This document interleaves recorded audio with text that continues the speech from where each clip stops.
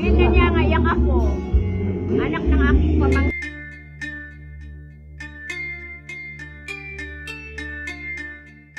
Talagang excited na nga talaga ang mag-asawang Pacquiao sa kanilang magiging apo sa kanilang panganay na anak na si Jimwell Pacquiao.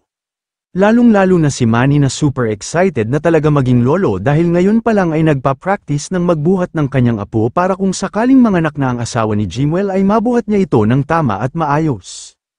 Kaya naman sa naging pagdiriwang ng birthday ng isa sa mga mahalagang tao sa buhay ni Jinky ang kanyang ama, ay nag-viral ang video na in-upload niya kung saan makikita si Manny na may buhat-buhat na malusog at cute na bagong silang na baby. Makikita ang tuwa ni Pacquiao sa kanyang mukha habang isinasayaw ang baby. Maraming nag-akala na anak na ito ni Jimwell, pero ayon sa caption ng post ni Jinky anak ito ng kanyang pamangkin. Pero gayunman, marami pa rin ang natutuwa ng mga netizens, dahil sa naging reaksyon ni Manny lalo na sa pagbubuhat ng baby, na makikita ang kanyang kaligayahan. What if pa kaya kapag nakita at nabuhat niya na ang apo kay Jimwell diba, edi mas dudoble ang saya ni Manny, dahil ito ang kauna-unahang magiging apo niya sa kanyang mga anak. Samantala, ayon naman sa isiniwalat ni Jinky, na buwan ng November manganganak ang asawa ni Jimwell at babae ang magiging apo nila ng kanyang asawa na si Manny. Narito naman ang buong video kung saan makikita kung paano nagpa-practice magbuhat ng baby si Manny para sa kanyang magiging apo kay Jimwell.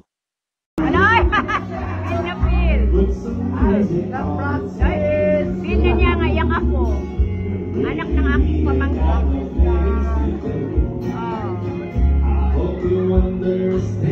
Nakatulog kayo sa bed.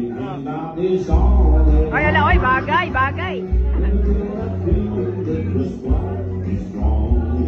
Nagpila niya, yang ako na siya. Anak na niya, ari, ako pamangkin. Yang anak. Kabatch nila Jimwell.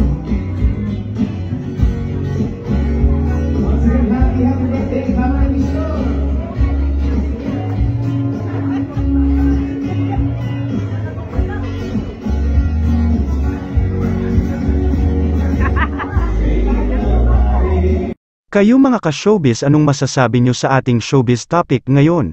Kung may opinion kayo ay magkomento lang kayo sa aking comment section.